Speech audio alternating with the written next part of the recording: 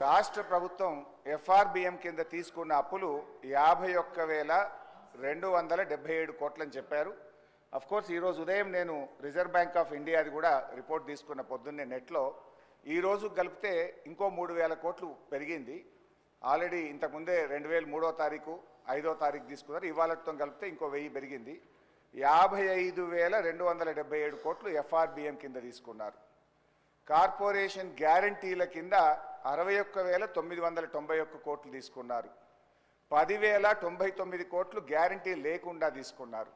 మొత్తంగా కాంగ్రెస్ పార్టీ ఏడాది పాలనలో చేసిన అప్పు ఎంత అంటే 1,27,208 కోట్లు. ఒక్క ఏడాదిలో వీళ్ళు చేసిన అప్పు 1,27,208 కోట్లు.